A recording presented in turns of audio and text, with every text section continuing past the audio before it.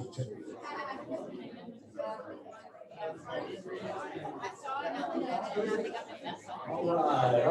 right.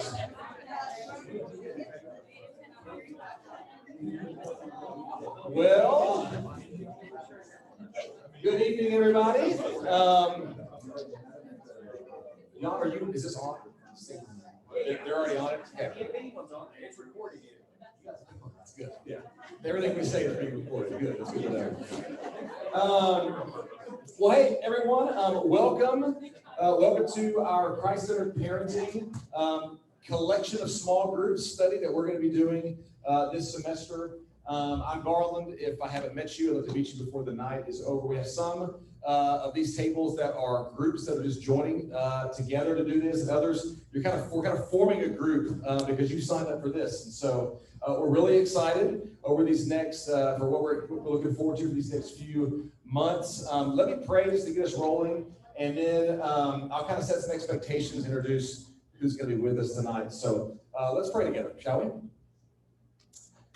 Well, Father, we're here because ultimately we want to honor you in our parenting, and that comes with a whole bunch of challenges. That comes with a whole bunch of difficult moments. That comes with a whole lot of highs and a whole lot of lows, and so that's why we're here. And we pray that discussing this topic over this semester with these families in community would be a blessing to us, would be a blessing to our kids, and ultimately would give you glory because you're worthy of it. And we want to see our parenting through the lens of making disciples who want to know and follow you. And so it's really difficult for me, even having just come from the Boys and Girls Football Field. So Jesus, you're good. We thank you for your glory and your grace. We pray this in your name. Amen. Let me set some expectations real fast, and then we'll get down to business. So y'all are all on time, which is fantastic because usually we do merge in here, and they're never on time. So actually, those are all the people getting engaged. They're all younger. So thank you. We will try as best we can to every week with a large group. We'll probably start every time around 5:05, 5:07. Give everybody time to hang out together.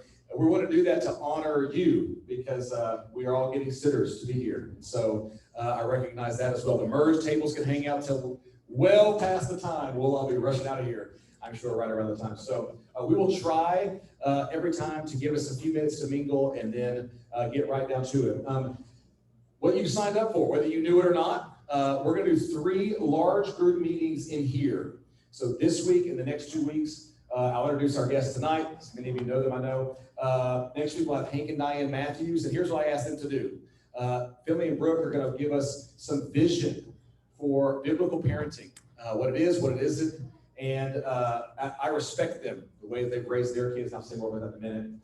Hank and Diane, here's what I told them. I said, can you just please encourage our parents in the room? Just what are they're literally going to give you, here's the 15 things we wish we knew looking back on it. And if you ever spent time with Hank and Diane talking about this topic, I promise you it will be a blessing just for your heart. And the third week, I've asked Ray Wagner, who is our counselor in residence here at Fellowship Fable. He's working on his PhD in counseling, actually. And Amy Anderson, who's a licensed counselor as well, and also works in the student ministry in the Springdale city. So she's got not just counseling experience, but a decade's worth of student ministry experience with 7th and 12th graders. They're going to come in the third week and talk about how the stages of attachment work as students, as our kids grow and become young adults when we release them. And so each of these sessions will have a period of maybe some lecture time and then some time to discuss at tables and some time to discuss with the presenters. So Hank and Diane are planning 45 minutes of this Q&A, which will be fantastic. I can't wait for that. A couple other things by way of expectation.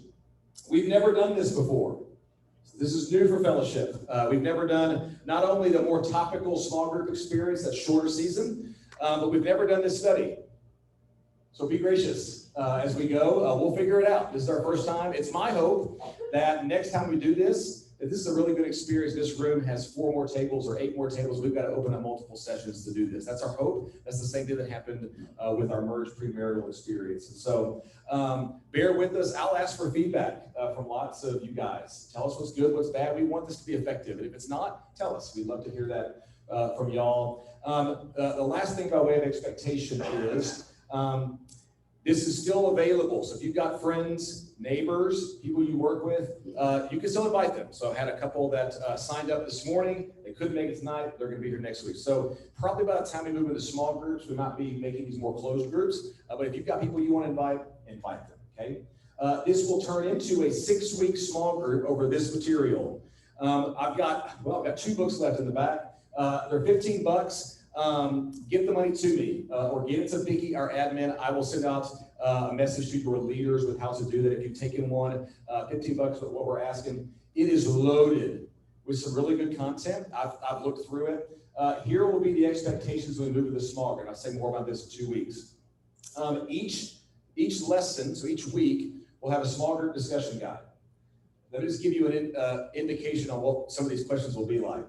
They get down to business. On the sexuality chapter, so the 6 chapters that we'll go through, the subtitle on this one is Gospel Conversations on Complex Cultural Issues. So every single one of these, the first week is what is Christ-centered parenting? The second week is being made in the image of God. One of the articles in here is on dealing with race, dealing with gender. The third week will be discussing our identity, our kids' identity in Jesus. The fourth week will be on sexuality. There's an article in here on pornography, article in here on homosexuality. The first question of the sexuality week for your small group time, just be prepared, is how was the topic of sexuality discussed in your home growing up, and how is that different in your current home? Get ready. So when we go to small group, what we're going to do is we're going to have our cheese dip time. We're going to expect you to, there's a series of YouTube videos, so a video that goes with each chapter, and the video will be things like, it'll be Russell Moore, who's the co-author of this book, with Jackie Hill Perry, Jenny Allen, and like Ben Stewart talking about sexuality, for example. You'll watch the video. We're just going to ask you to not watch a Netflix show one night that week together on the couch, and instead watch the YouTube video, okay? And then each of the chapters, each of the 6 weeks, will have 2 or 3 articles that are written in this book. They're written by some pretty heavy hitters in the Christian community. So we hope this is a blessing, but here's our goal with this. You signed up for this because it's your hope to be a better Christ-centered parent. That's why I'm here. And so we're gonna get after it when we get in our small groups. We're gonna eat and hang out and eat together and talk together and all that. But when we sit down, we're gonna pray and we want to become better parents.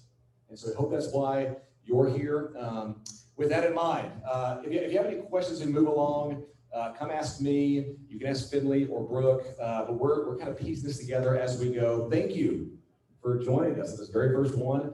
And hopefully in 10 years, we've got a cool little thing here. We'll see what becomes of it. Let me introduce these 2. These are some of my best friends. I had the privilege of working with Finley for 16 years together. Even though fellowship no longer pays his paycheck, both of them are still pastors at our church, do a phenomenal job at that. I remember barging into their house when your kids were babies and getting to experience what y'all were going through, and now you're laughing at us getting that experience. Just to give you some insight, I need this. I just came from the football field.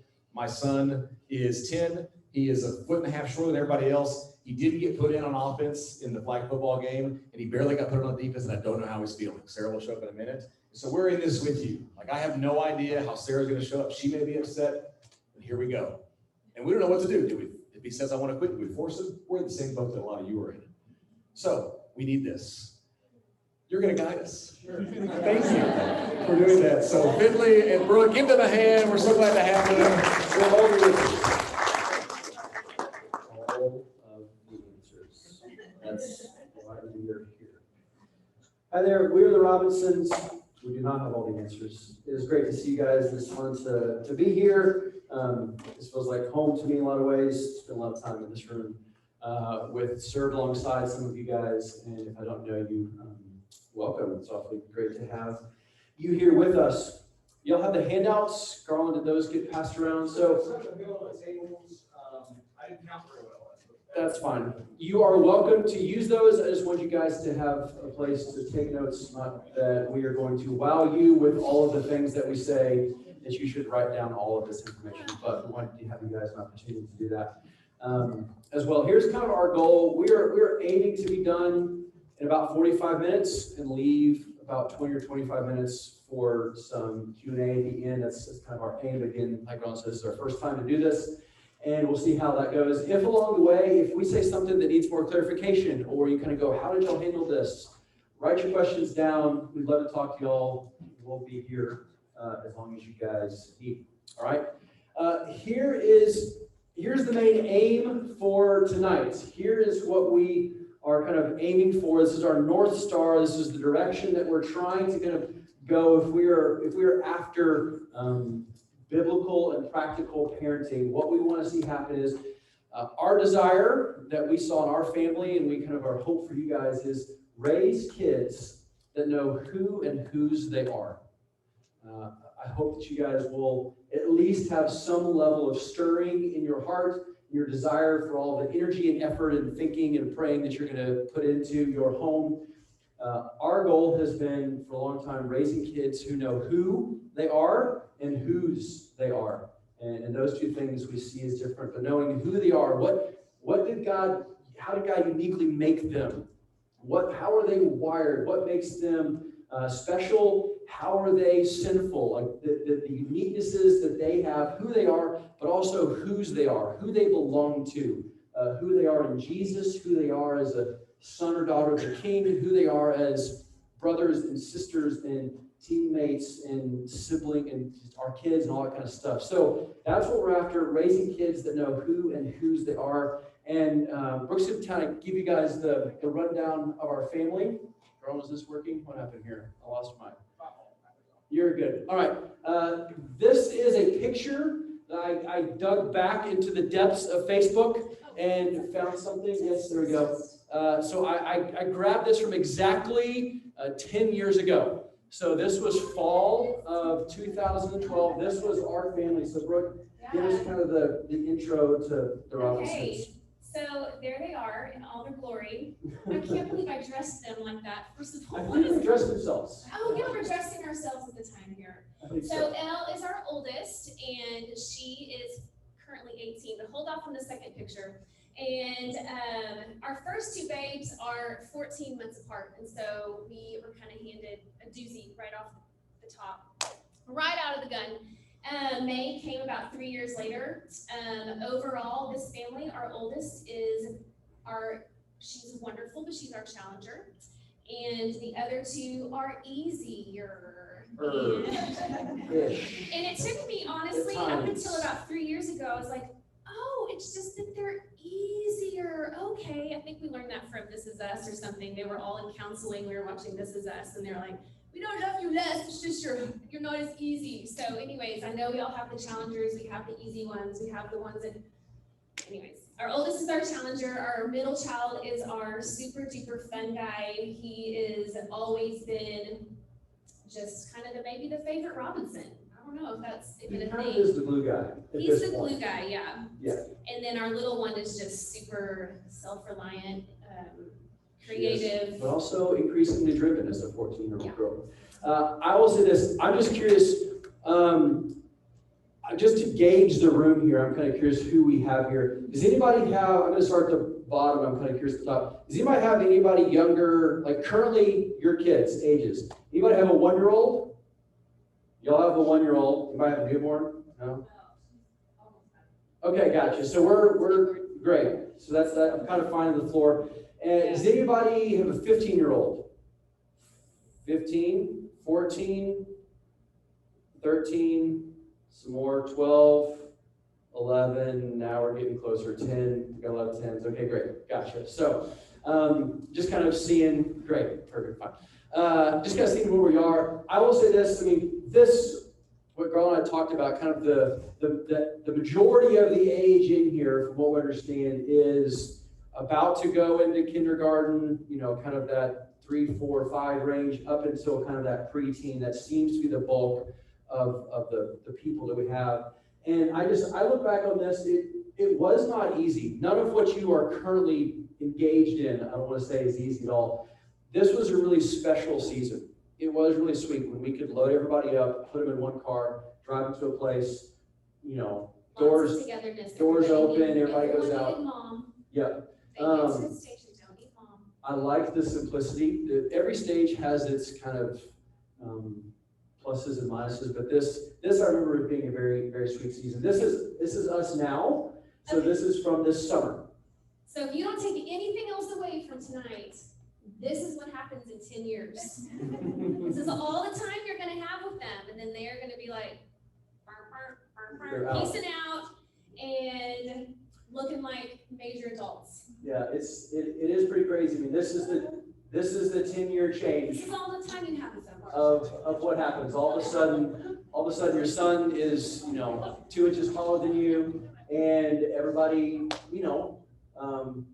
has their personality and the things that God's kind of built into it. It's kind of fun to see that all we're here to play out. tell you that we survived. Yes. Sort of, as of today. But here's what this is not, all right? So a couple of things before we kind of get into some of the things that we have learned. Here's what I want to make sure that you guys understand. This is not why you've come here, all right? This is not what you've come to sign up for, to learn about. We are not sitting up here saying that we have done all the right things and you should raise your family like us. We are not claiming to be experts. We are blessed to be in a long line of people who have impacted our lives, and we've seen raise kids. We've learned from them, and we're not up here saying, hey, we have the best kids, because we don't, and we have it all figured out because we don't. We're just privileged to be able to share some of the things that we have learned, some of the stuff that works and some of the stuff that doesn't as well. We are not saying at all that if you follow some of this wisdom, if you kind of steer this direction as parents, that you have a guarantee that your kids are going to turn out great, or that your kids are going to turn out like you want them to. Or the reality is you're raising broken, sinful people. They are tiny versions of you and me, and you get to steward and shepherd their hearts and their gifts. And for a long time, you're going to just trust the Lord to see where they're going to go. You're going to be involved in that for a long, long time. But there are no guaranteed outcomes that we have as parents. And that's part of why we get to spend so much time praying and trusting. We're also not saying that what you guys currently have on your plates, what you wake up with every single day, and when you put your head on the pillow, this is, and you know this, I'm just reminding you, like, this is difficult. This is challenging. One of the things that kind of resonated with me a long time ago when I was in your season was you can use the word parent in 2 different ways, either as a noun or a verb. The noun parent is what you are, right? You can create another person and you can be a parent. But to parent, the verb, to actually engage in the daily forming of hearts and minds and gifts and personalities, that is a ongoing, kind of never-ending, involved action, right? So this is not something that you are going to find your way as this is easy, I got this. Because as soon as you think you kind of got it figured out, trust me, they will change everything on you. And they're little sneaky assassins like that. Last couple things. This is not, hey, we've read a bunch of Christian books and we're going to give you a Christian, I have, but we are not just kind of dispensing, this is the Christian way to parent Christian kids as if there is one way. This is, you are working the role of a parent in tandem, in conjunction with the Holy Spirit, with your spouse, with your community. What you do for your kids can change based upon their season, their circumstances, what happens to them. So we're not offering some, hey, here is the church's foundational framework for raise your kids in this way, all right? We're not giving you some Christian blueprint. We're hopefully giving you some vision and some tools. And the last thing is, it's we are not up here saying that we have finished or completed our work. We still got 2 kids living at home. We're a click or 2 ahead of you guys. And I still have people in my life that are 1 or 2 steps ahead of me. And so we're not saying that we have a finished product of children. That is true. Here are 3 kind of pieces, just kind of a little framework for how we have seen it to be helpful when we are raising our kids. in our home. This is kind of what we have discovered along the way, and hopefully it's helpful. First is creating a family identity. The second is establishing family values. And the third is existing for something greater than yourself, having a family mission. And so giving kids a place to belong, teaching them what to believe, and then orchestrating a world where they understand how to behave. Not in an obedience standpoint, but like these are behaviors, these are things that we do as a part of, born out of our family identity, our family values. This is now what we are for. This is why we exist. So, good.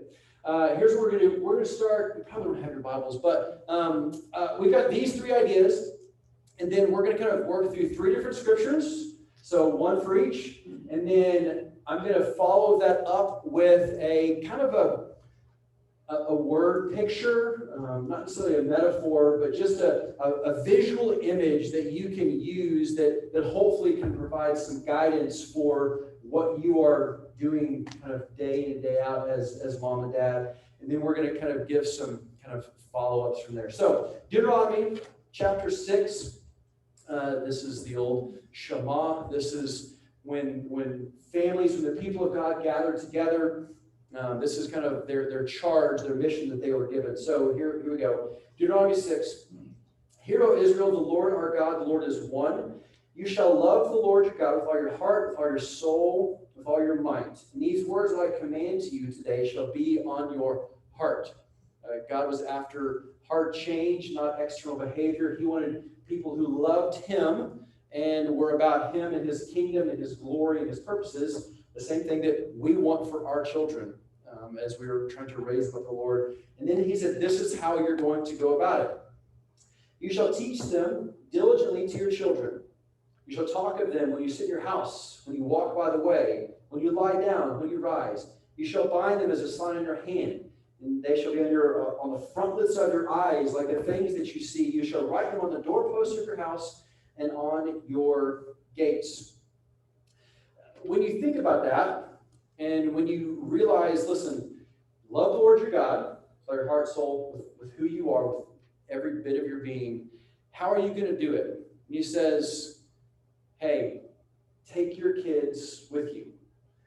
When you walk by the way, you have it written as signposts on your house. Like, this is the totality of your parenting, right? This is what it looks like in your home to have a Christ-centered, a Godward-focused home. Does that mean that every single thing that's going to go on your home has to do with the Lord, has to do with your faith? No. But it does say your orientation and the way in which you are gathering and structuring and prioritizing, especially things in your home, this is the priority that you're going to have to get out of bed for every single day, is to say, I'm here for my kids.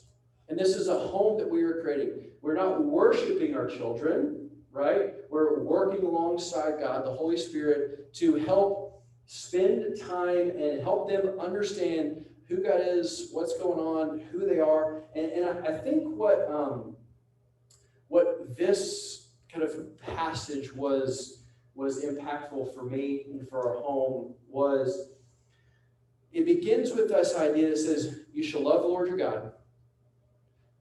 You are someone who, from the very beginning, orients and says, this is our primary focus. Like, we are people, our family is oriented around the things of God. And yes, we have time for sports, and we enjoy meals, and we get to play, and we get to work, but our family identity, who we are, is established, is kind of built around the fact that we are God first, Jesus followers, and that's who we are as a family, okay? Helping your kids understand this is who we are, and that this is why we do the things that we do.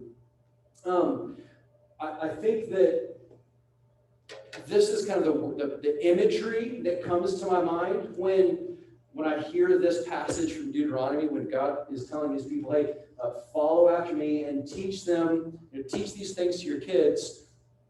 Do it in such a way that says you are taking a long-term view of raising your kids in the Lord. So when you have a 2-year-old and you have a 5-year-old, someday they're going to be 5 and 8. There's a lot of time. You don't have to get it right the first time. You don't have to worry about screwing it up the third time. When your kid continues to struggle and you've got issues in your home, you know what? You've got a lot of years. You've got a long time. And God says, hey, talk with them on the way. When you rise, when you lie down. It's not so much the pressure of saying you have to do this all of the time and always be on it. It's saying, listen, you've got a long time.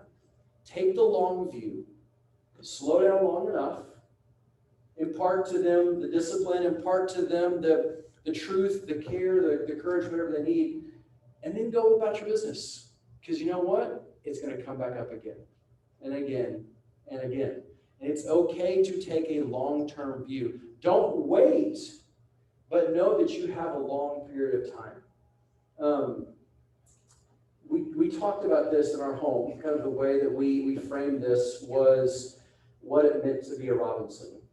I was going to say that. Can you talk for a second? You may talk for a second. Yes, you may.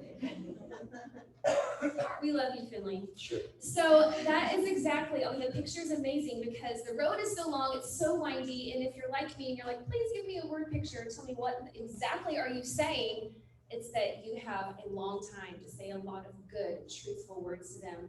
You are loved by God. You are a chosen daughter, son of the Most High King. Make your words come to life for your family. Not only that, but you are a fill in the blank with your last name. You are a Robinson. What does that mean? That means you are so special. That means you were created with a purpose. That means that we're going to love you unconditionally. So choosing those words were honestly, for me, were never spoken to me as a child. And so I almost have gone overboard on the encouragement with our family because I wanted it so bad, and I think that they do too. But the thing is that you say these little things over and over, and one of the things that I love just about life and even the job that I do now is that repetition, it will equal results. And the more you say things, the more they hear things. It may not click the first 2 miles of that journey, but it's going to click, and they will get to the ripe age of whatever, and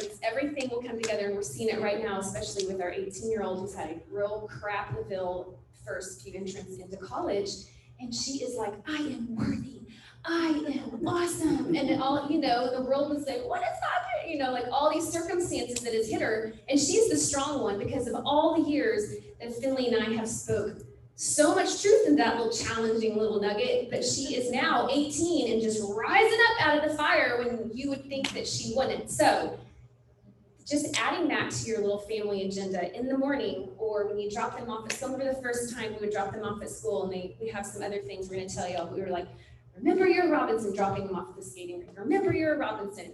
First sleepover, remember you're a Robinson. And over their little eyes are like, I don't know what that means, but you have so many years to unpack that. So your words of encouragement and truth, will be so impactful for them. Yeah, I think that's very well said. We wanted them to know that they had a strong family that they were coming from, that mom and dad didn't have it figured out, but we were with them. And so helping them know, like, you're a Robinson means something. And it also means that you're not something else. And so giving them that kind of foundational piece meant they belong to our family. We don't do that because we're Robinsons. That's right. And so you are establishing this identity first. And to me, the translation is like, you're giving your kids this place. I think this is actually the very next thing. Yeah. The furthermore, it's like kids are born to belong, right? Like they're born into your family. Like they are born to belong someplace. Like they come out needing someone to care for them. They are designed by God to belong somewhere. So give them a place that is the best place for them to belong. All right? They need to know that they come from a family that matters, that cares for them, that is going to fight for them, that sometimes are going to fight with them, that is going to repair that relationship when it is broken. Like, you are going to be teaching your kids these things along the way. And hopefully what happens is they see that they belonged to this family, and then that is immediately transferable to their faith. Because we belong to this family here, and that means someday I belong to this family uniquely in Jesus. And so you're teaching them things that are going to, in their future, need to be known and practiced and held on to whenever it is that they kind of go on into their next stage. But you always want to give them a place to belong. And then these are kind of the follow-ups of the journey portion. Take them with you into your world in order to kind of create that family identity. Just a few tangible things like that. I honestly, if you guys have a kiddo I can take to the grocery store, I would really love that, because I miss. Everybody does Walmart pickup. No! Oh my gosh. We were. Bless the nation. That's the greatest That would have thing. been great. We did not have We that. did We not, were raising our children. But take them with you.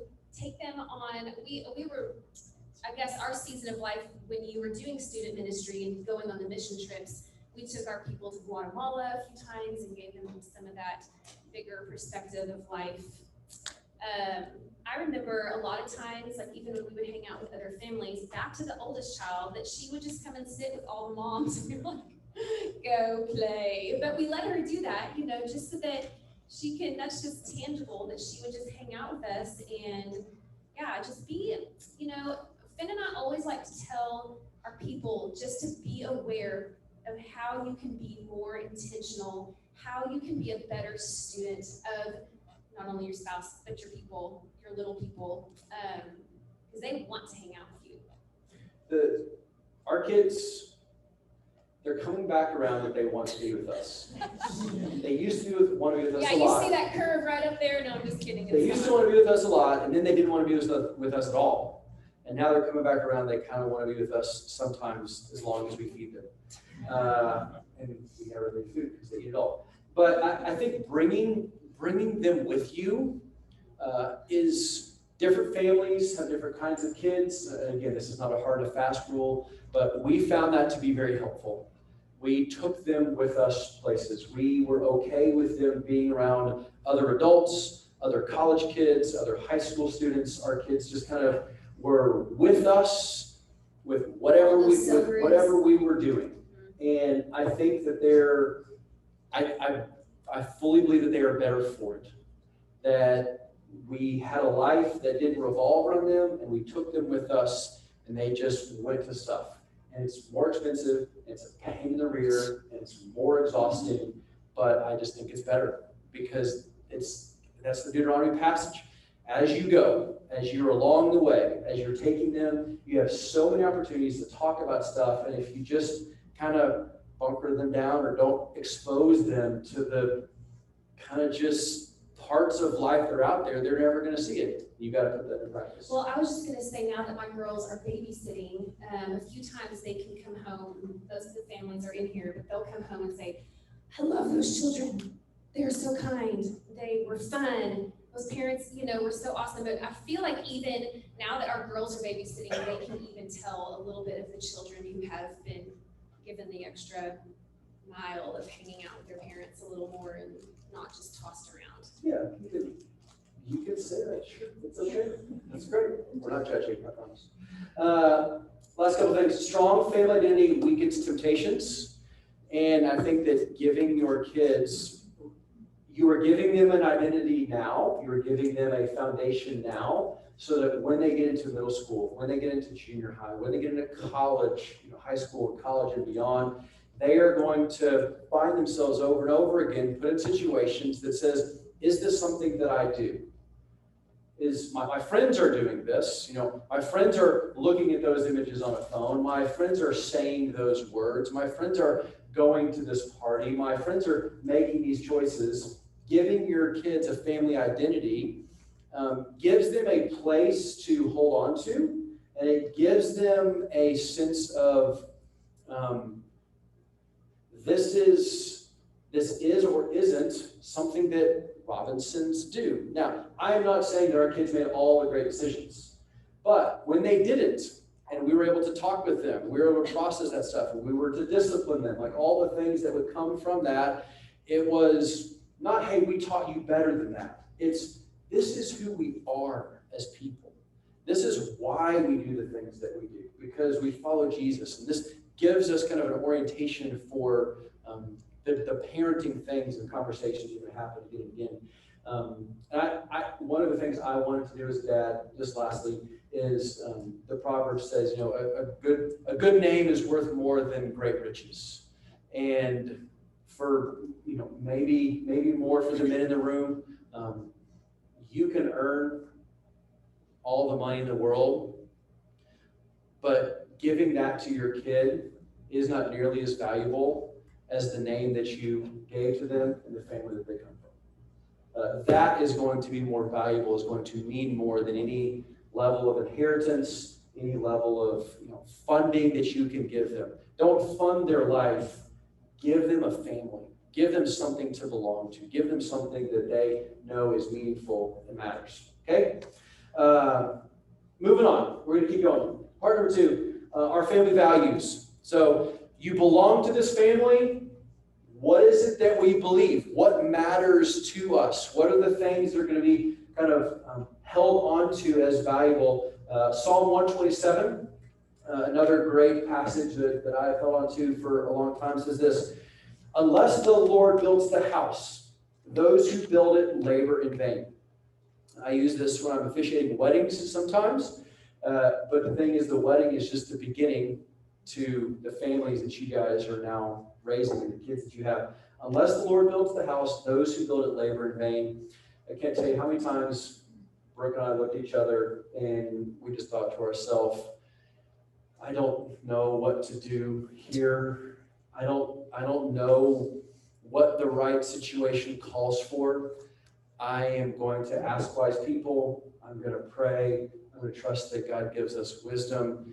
We're going to make a decision, and then we're going to live into it. And you can try and strive and beat your head against the wall with your kids, but ultimately it's the Lord who's going to be the one holding and shaping their heart over the long period of time. But then he says this, and this is the picture that I've always loved. He says, behold, children are a heritage from the Lord, the fruit of the womb a reward. Like arrows in the hand of a warrior are the children of one's youth. Blessed is the man who fills his quiver with them. He should not be put to shame when he speaks with his enemies at the gate. This picture, I think, is one that I have kind of seared into my mind. Someone taught me this a long time ago, and it's kind of stuck with me for a long time. But the idea of, hey, you are given these little pieces of personality and gifts and opportunity, and you get to shape and sharpen them over the length of time that they are in your home. All right? And to do that is going to take a lot of time. To do that is going to take a lot of intentionality. But, the Bible says you're like arrows in the hands of a warrior. Like, you have something that is tangibly in your hand that you are getting to shape, that you are getting to sharpen. And when I think about, I know some of you are hunters in here, you don't want an arrow that is crooked. You want one that flies straight. You don't want an arrow tip that is dull. You want one that is sharp. You want an arrow whose feathers are going to guide it straight along the line in which it is shot. And so when you think about what you're creating, I've loved this picture that what we are doing, what we are involved with here is we are taking our kids and helping to straighten them out. We're helping to sharpen the things that God has put into them. We're trying to give them this navigational, the feathers keep it on the straight. We're trying to give them this navigational integrity, character, conviction, so that one day, when they are shot out of your family, because that's going to happen. We experienced that for the first time, and you shoot them out into a world that is awaiting them. And are they going to fly straight? Are they going to, sink deep into a world that needs what God has built inside of them? Or are we going to kind of say, hey, we didn't do much with what we have here? And so I think that our belief, right, like our family values, are the things that keep you straight, are the things that keep you sharp, are the things that build in that conviction system that you are turning your kids into. This is a manufacturing job, right? You are working again alongside the Lord in order to create and craft what He has already made, but you're kind of getting that front row seat. I just have a little story, but I remember, and I'm thankful because our journey's long with them, and we get them starting when they're little. But I remember my mother-in-law was babysitting. Our first two were really, really little, and I came home, and she was the first one to say, Els have been saying some words. And I was like, what did she say? She said, oh, crap. Just like, I was like, why did she say, oh, crap? In front of like one of her first words. And so I've always remembered, I'm like, okay, these kids are going to be my greatest source of accountability. I can do this. And so we just journey together, and you can always kind of sharpen there at that little arrow, because then we have a long time with them. But anyways, the stories of how much they are our greatest source of accountability is humbling, and also really wonderful to see some strengths, that you have poured into them kind of rise to the top. It is very humbling to see both your gifts and your sin show up in your children. And one of my deepest sadnesses is knowing that I passed along my sinful heart to my children. And it makes me really like broken over the fact that like I see in my kids, like, you're very patient. That is me. Did you say impatient? Yes. What I is thought you that? said patient. I'm here. Did I say patient? Louder for the people. Accountability. There it is. Accountability meant impatient. So you were very impatient. Like you have the ability, like I could tell my daughter, like, that drive that you have that is relentless, that won't stop until you get what you want? It's like, yeah. Okay, that's driving me crazy. It's from me. It's very damaging. It can be hurtful to people around you. However, God can use it for some great things. I want to work with you to find those things, because right now it's doing just, a lot of damage with the way that you are kind of using this thing that I have, that I gave to you. And I think that's it's a humbling thing. So know that God has done sanctification work in you, and you've worked through a lot of those things, and yet He still has to do it in your kids. And you oftentimes get to be the person. Right at yourself. Yeah, get to be the person who is the vehicle of that sanctification for the things that He's already done in your life. And that's the role that we have as parents. It's also really great to see the wonderful things about your kids that come from your spouse. Like a lot of the good things that I see is, in my daughters, like it's from her, and it's really great, and it's really cool to kind of see how that plays out. When they do anything smart, I'm like, oh, you guys are your dad. Smarty. Okay, a couple furthermores, and we'll keep cruising along. When it comes to the values that you want to place in your home, like what would you say some of the values that we have, like the things that really matter to us? Just being kind. Great. Like that kind of stuff. Yeah. Being kind. It's what's really cute and fun. Every now and then we'll have our kids come home from a family, and the parents will say, and this is not for everybody, this just came from Finley's family, but they're like, their manners are so wonderful. And they said yes, ma'am, and yes, sir, the whole time. And so just manners, being respectful, and I truly, I prioritize compassion a lot. And so, and we've had a lot of pets in our lives and stuff, and so we try to show a lot of compassion and trying to think, just working hard and not quitting. We can't quit. Push through. Yep, those are good things. And just not, one of the things that I feel like I've said all the time is like, well, we're not going to understand what's happening right now. Thank goodness God sees past all that we see. And we just have to trust him. Yep. It comes down to the fact that your family's going to care about a handful of things, and you have a long period of time. Anything that's good in this life, great relationships, development, growth, it just takes a long time. And you're signing up for the long haul. The values are no different, right? Like the things that you are beginning to teach your 3-year-old are going to be reinforced when they're 9, are going to be demonstrated when they're 17. And the things like compassion, hard work, that the things that we cared about, like we started early, and you just continue to reinforce those over and over and over again. I was just going to say strong character. Yeah. Let that stuff happen to them and work through it with them. I think the next one is it's better to be for something than against everything. I think that when it comes to the values that you care about, the things that you believe to be true, it is a lot easier to teach kids what you are for than what you are against. And we have, like, our kids have, we've been in public schools. That's the choice that we made for our kids. Not everyone does that. That's what we did. Our kids have friends from a whole bunch of different families in Fayetteville. And there's some families that are a lot like us and believe similarly. There's some families that are very different than us and aren't Jesus followers, and they have like their own set of values. But we are for what our family is for.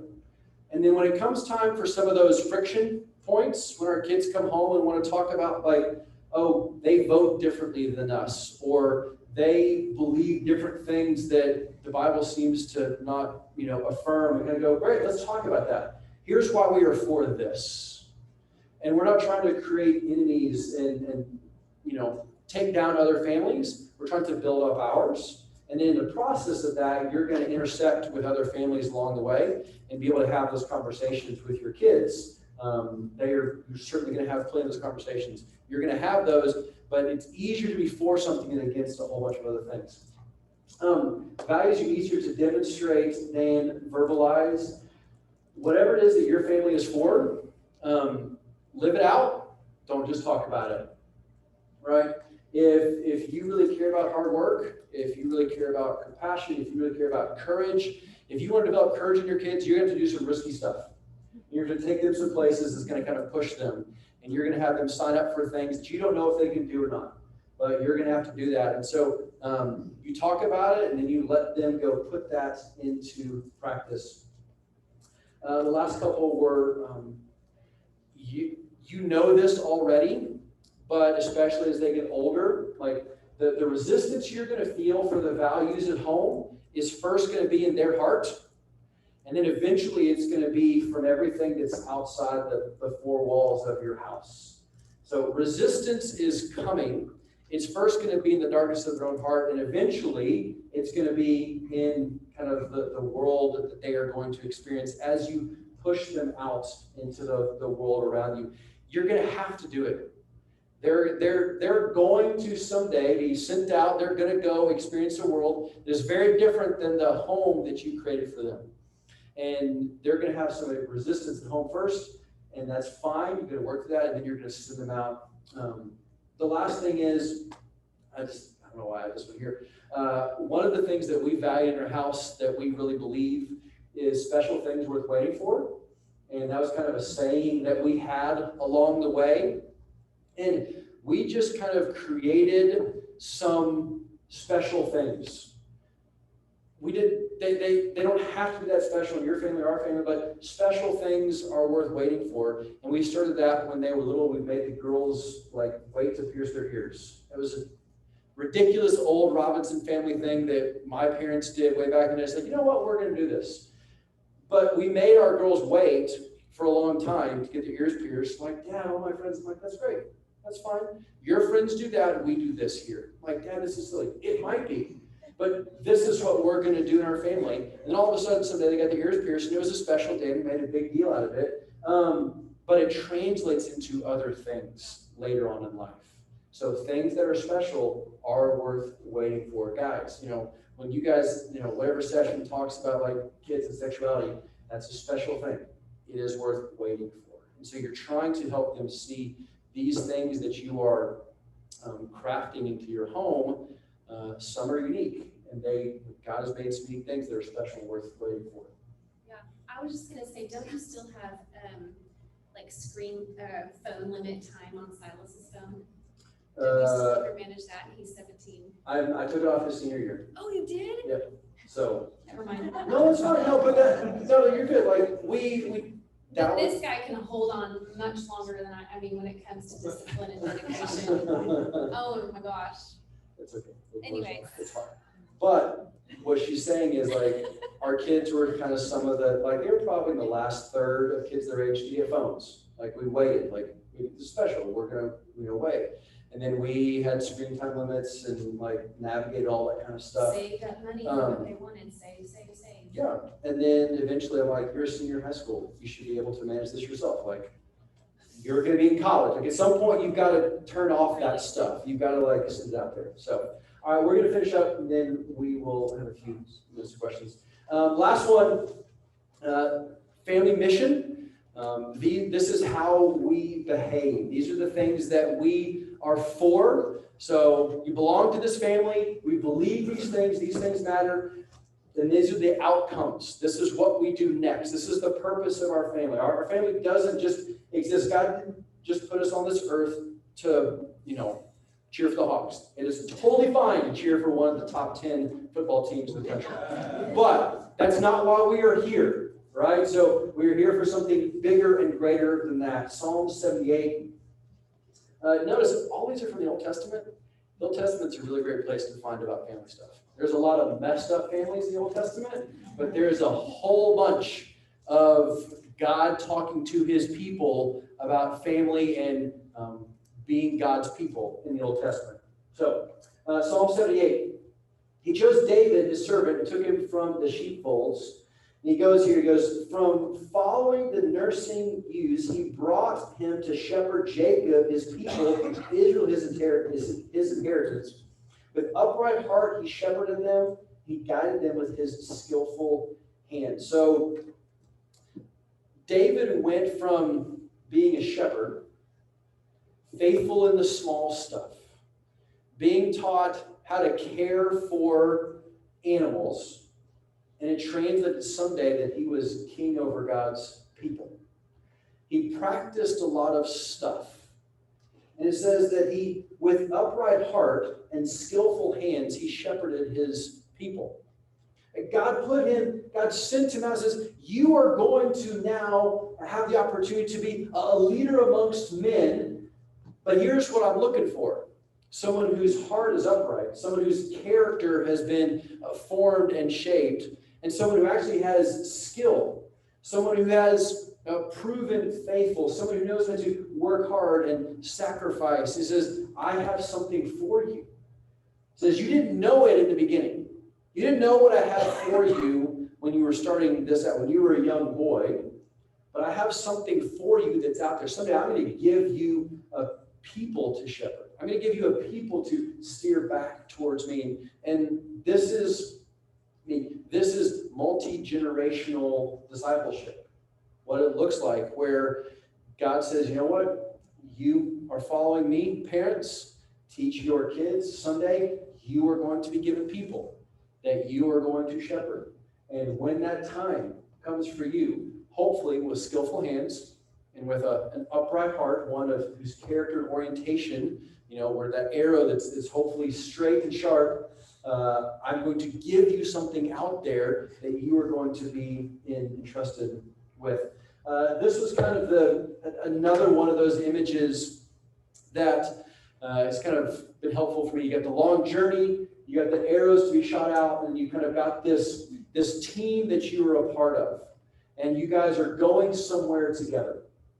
We talk about, like, we don't call it Team Robinson. Some families kind of do that, but we talk about our family dynamic in a lot of ways and different things that different kids kind of bring to our family.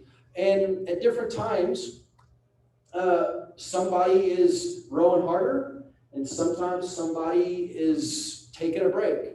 And like, you know, what you were saying, tell what happened with Elle, just when she went to college. Oh, let me say that whole story. Yeah, short version. Okay, short version. Yeah, we sent this girl to the U of A, and she was so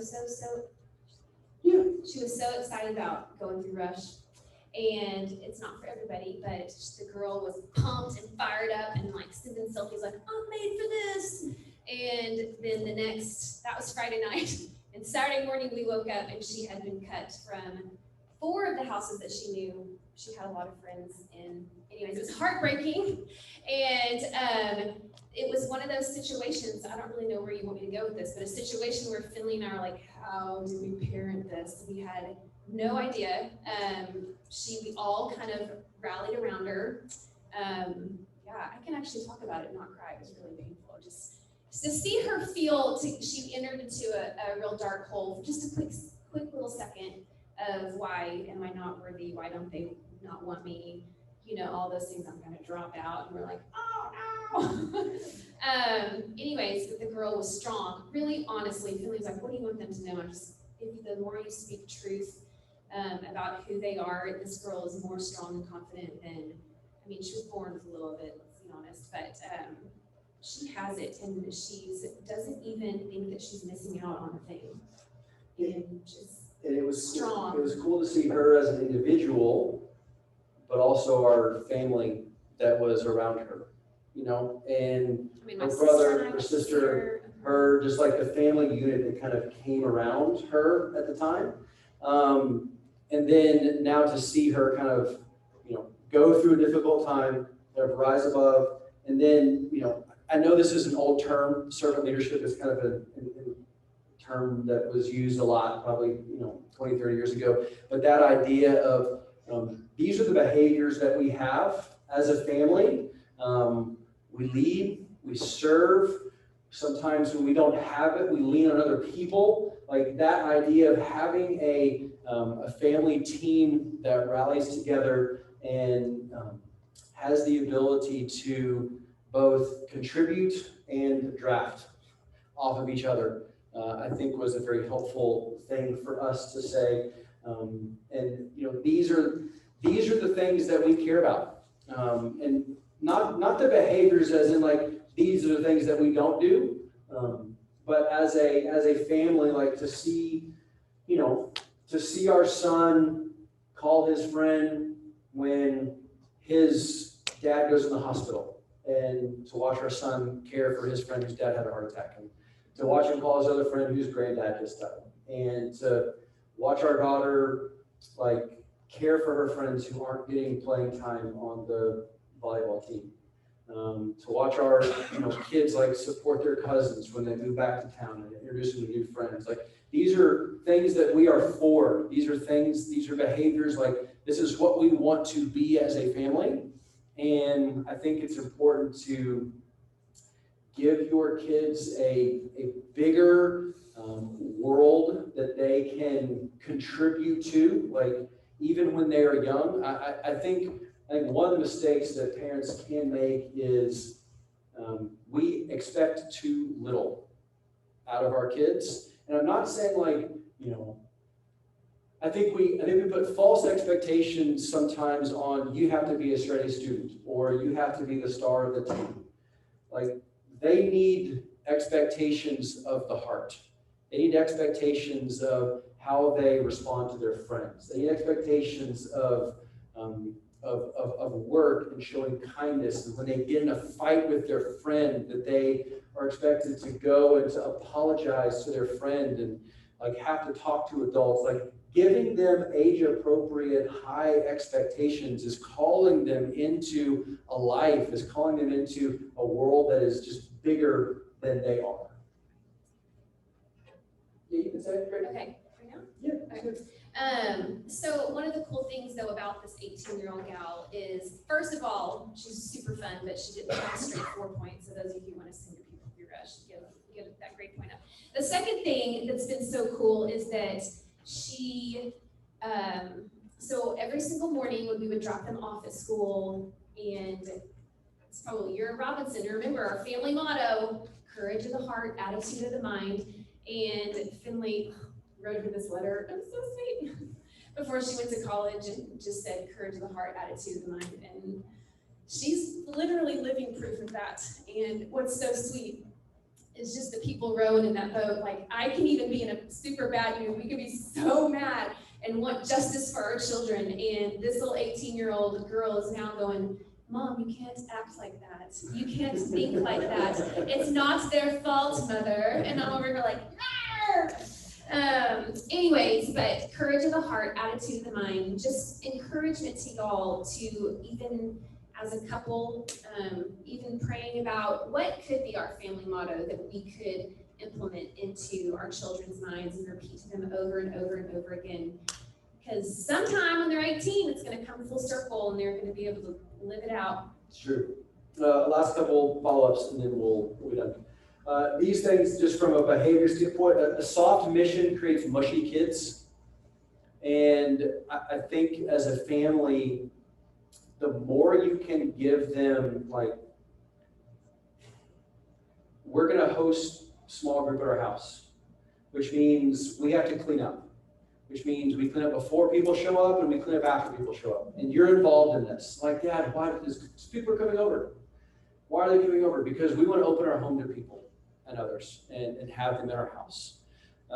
When you were raising your kids and it comes time to, give of your time to the church, give of your time to school, whatever involvement looks like in your neighborhood, like, have something that you want to do. Adopt a compassion kid. Like, find something that is mission oriented for your kids, because they need to know that the world doesn't revolve around them.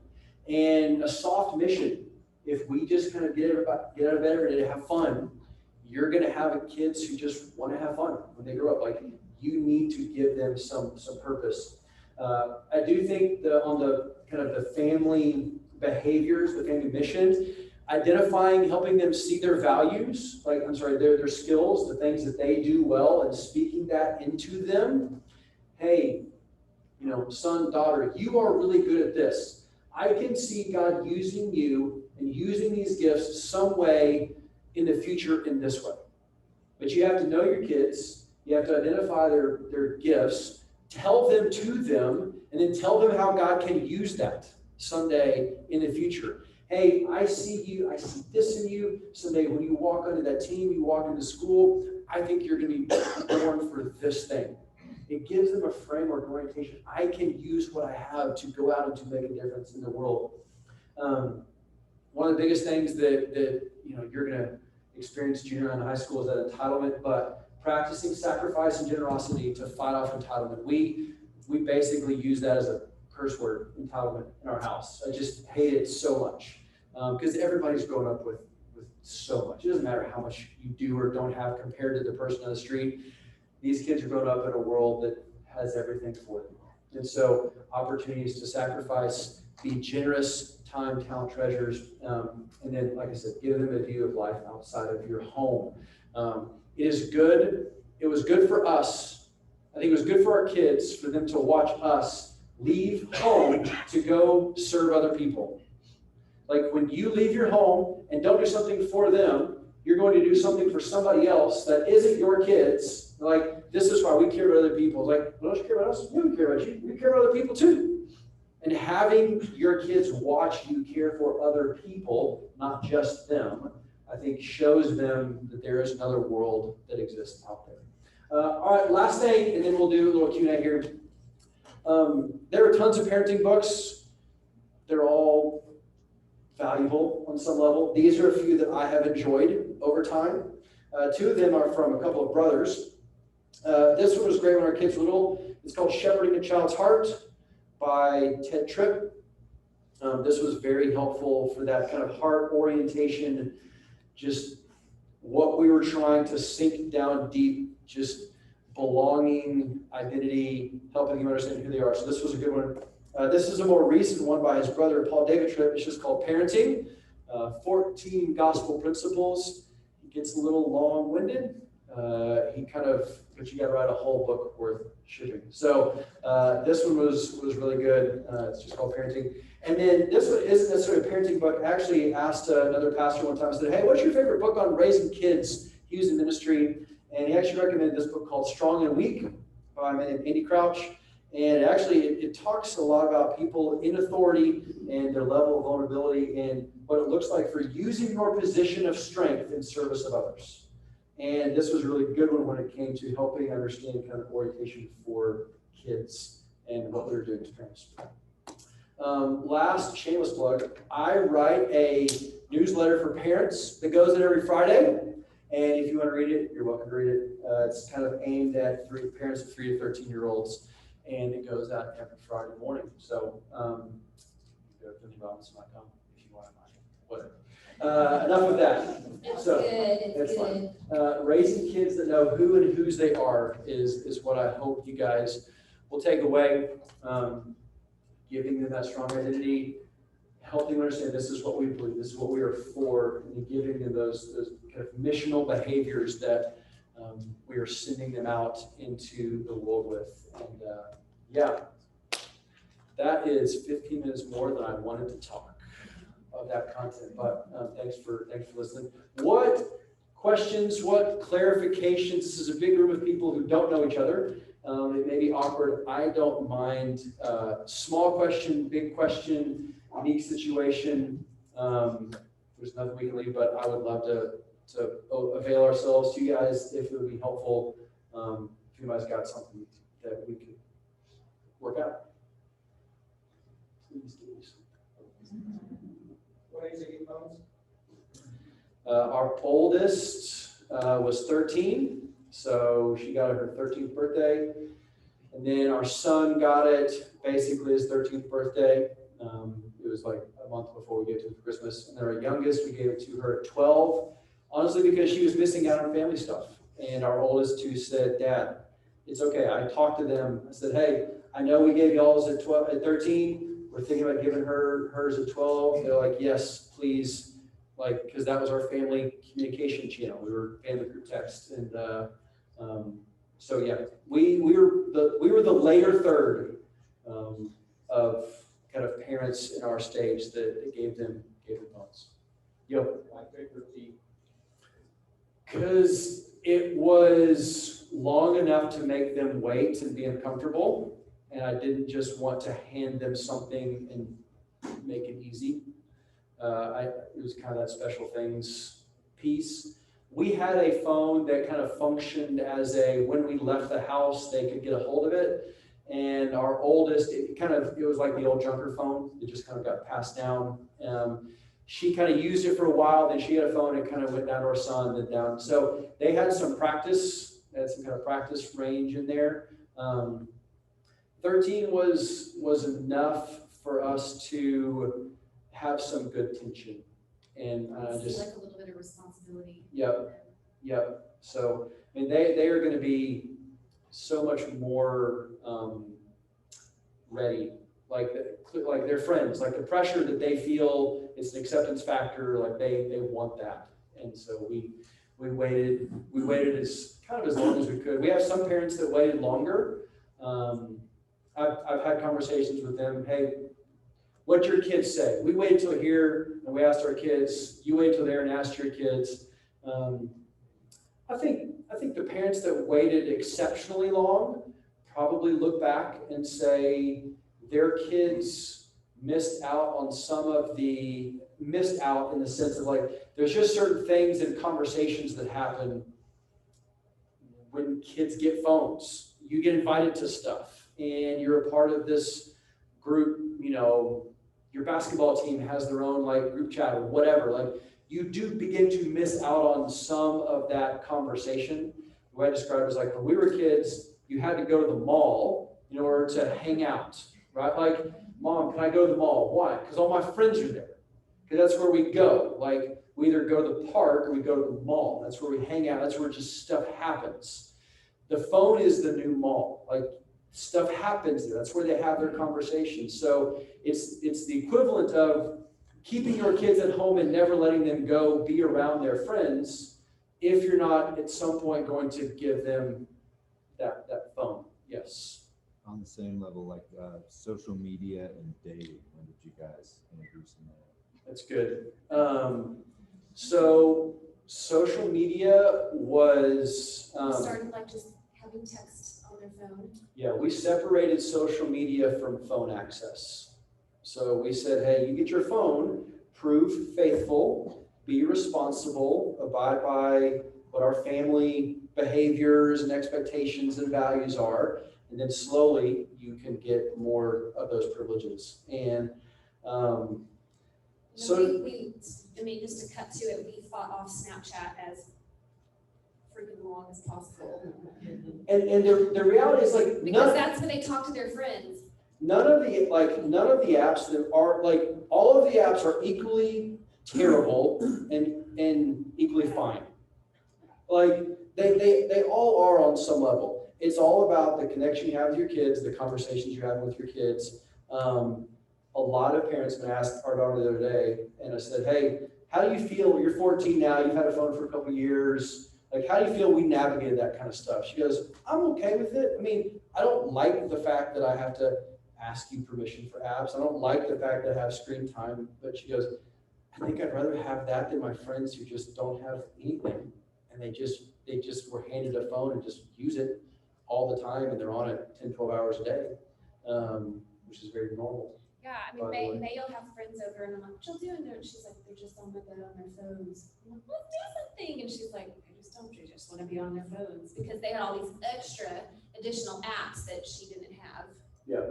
So we kind of tiered. We just kind of tiered access. We tried to be. They were the gas. We tried to be more bricks. And it's difficult when someone's trying to stop the accelerator and you're also mashing the gas like equally. So dating was the same thing. So we, with our oldest, we kind of said, hey, we think that the best decision is to wait for dating until we think that 16 is a pretty healthy range for you. Well, she was 14 and looked like she was 17. An older boy who was already driving. Like, all of a sudden, my daughter goes to high school, and this boy who's driving wants to take her out. I'm like, Cue the transcript that was horrible her freshman year. Exactly. Probably didn't get her into rush. That's right, yes. Freshman boyfriend that dad wasn't a fan of. Made too many C's. And that's how it goes. And so, but like, that was like, I look back on our kids and I kind of go, my son had a really difficult 5th grade. The friends were challenging, his teacher was terrible. My daughter had a really difficult 9th grade. Just the pressures of high school and being the oldest. And I've apologized to my oldest daughter a lot the last 18 months and just said, hey, I know it is hard being the oldest. Like, we are practicing, you are the oldest, I was the oldest in my family, I know what that is like. I want you to hear me say, it is difficult to be the oldest. And I appreciate the fact that you have had to be the kind of lead blocker for your brother and sister in our family. And I know it doesn't change it and it doesn't fix it. I just want to acknowledge to you, and I want you to hear me say, it's hard being the oldest, and I appreciate the fact that you have navigated that role and no one else in our family had to do that. And she appreciated that.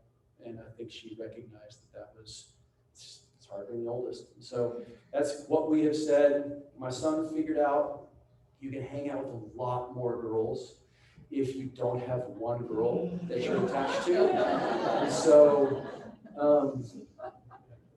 and he likes that. He likes the fact. Actually, you asked him the other day, you're like, how many I don't know if I want girls do to. you I don't know if I talk to on want to Snapchat? reveal What that. did he say? It was a lot. I said, here's the question. I don't think it I said, Silas, how many girls do you snap? This is the whole Snapchat world. There's a whole teenage. There's a culture, and there's like there's just the way that Snapchat is kind of their world, and there's like these acceptable behaviors in this space. And so I said, Sas, how many girls do you snap daily? Different girls do you snap daily? He kind of thought about it, kind of looks at me, and he goes, like 40? I was like, wow. I said, how many of those are Northwest Arkansas? He said, half. I was like, Who are these girls? who are these other girls? Like, how'd you know, oh, I met this girl, and she's friends with this other guy. I'm like, but like, here's the thing, I trust him. Like, I really do. Like, we talk about all of it, and we're very open in our family. And I think it started in middle school, like when, like he would come home and, you know, this is 5th grade, 6th grade, and we just kind of had a policy where he would, this was probably once a week, and then it became once a month, and he would say, hey, Dad, what does this word mean? And I just told him, I said, man, here's the deal. You can ask me anything. You can ask me what any word means. I won't make fun of you. We're not going to laugh about it. I will tell you what it is. I would rather you hear it from me. I would rather you hear it from me than go look it up online. I'd rather you hear it from me than be embarrassed in front of your friends. So if you hear a word that you don't know at school, let's talk about it. And so we started that in middle school, and it's just kind of carried on. And so, I mean, trust me, he asked every word, like all of it. He heard, you know, all the stuff. And you're having conversations with your kids like, I'm not prepared to explain to you what this is. There's some groundwork that you have to kind of lay out before you can explain the slang version of what this means. But I'm going to go there because you're asking me, and I'm going to talk about that because I'm your dad. And so we just had a pretty open family. And, you know, when I decided to, you know, leave my staff job, we talked about that with our kids. And we kind of bring our family kind of into other people, into our business, and just invite them into those conversations. I am thankful for texting and stuff just with the kids, because then they'll be like, what have you done the last 2 hours? I'm like, counsel our daughters. I mean, like, just, I get their running thoughts all day, to the point where I'm like, we never ever could talk to we didn't have this easy of access to our parents when we were in school. And I get all of it, which I'm thankful for. Yeah. So she did a great job of creating a home where our kids felt safe to share whatever it is they were thinking, feeling, going through. Like, that was a gift that I acknowledge that she brought to our family. There's days where I kind of like, seriously, all everyone is doing is just like complaining and saying all the bad stuff. And she's like, but listen, they're sharing with us. I'm like, yes, you're right. Continue, remind me, yes, you're right. But like, we wanted to be connected to our kids, and we wanted to have an open home. And, you know, I could push back on my son, like, 40 girls, dude? He's like, Dad, you don't understand. I'm like, yes, I don't understand. Please help me understand. Like, how does this work? He goes, Dad, you're so stupid. Well, they're like ninjas. They're like with their little phones. It's crazy. Snapping. But like, I feel like we have the hearts of our kids, and I feel like they trust us. I feel like they know who they are. We have fought with our kids. We have fought with each other. We have yelled at our kids. Trust me, it has been it's been a big, fat, long journey that we've been on, and we're still in it with our kids. But I think it is. There's times we may not agree on the discipline, or I may not back him as much as I need to. And we've figured it out. Things. So, and are figuring it out. Yeah. Yes. Someone had a question. Who's this? Great. Yeah. What are your screen time limits like? They start low and go up from there. It depends on what apps, you give a phone, give them apps, limits on certain apps. So like, I don't have a screen time limit on FaceTime, because they talk to their friends that way. Yes, we would pick up the phone, they're gonna FaceTime, that's what they do with their friends. But like YouTube, I can look, let's see. No, I have different ones for different kids. Let's see here. May. Works like What do I do? I'm not the tech person. That's fine. Big lunches. It's like May has 30 minutes of YouTube. She's 14. She has 30 minutes of TikTok. She's an hour for Instagram, and like an hour for Snapchat. So, and we treated it kind of like a budget. So, hey, you get this much, and this is how much you can use. Use it wisely.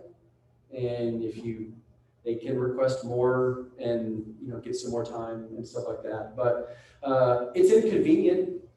But at the same time, like I want them to have some level of kind of accountability, and it goes up. In the summer it changes. During school it changes. They're still on their phones more than I would like for them to be. But I'm like, yeah, you can watch YouTube for a while. And if you want to watch some more, watch YouTube in the living room. It's on every single smartphone. Go to our computer, watch something there.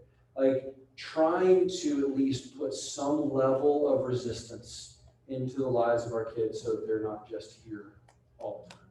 That's not hard, fast. I'm not saying it's the best. That's kind of where we found is reasonable. And if they want more, talk to me more. So like our youngest daughter got Snapchat because her older sister asked us. She said, we don't text, Dad, we snap. I'm like, I don't understand. She goes, that's how it is. I said, fine. So I said, are you okay? Your sister's gonna get Snapchat like 2 years before you did. She goes, yes, please, I wanna talk to my sister. I'm like, that's great. If you wanna talk to your sister and your older sister's vouching for you, I'm gonna say yes to that. And we're gonna put some limits on it so that they can talk to each other. Like I wanted to like give some level of access for family connection. And so that was a late decision that we made. Yes. So, two things. You said that you limit, like you bring them into the living room, and I think that's a great idea. One, do y'all take their phones at night? And so they like have a charge, like, because I teach high school, so I have some families that like do a like charging station on their island or whatever. Right. We started strong on that. We started strong, and then COVID kicked us in the head. Basically, once COVID hit, and it just that was kind of our line where their whole world got blown up for school, and we started letting them have phones, more frequently in their rooms. But like, especially when they're first starting out, it was like, no, this is where you leave your phone. I'd come down. Why is your phone not here? We talk about it. Oh no, I forgot. I left it in my room. Like, oh, did you? Did you now?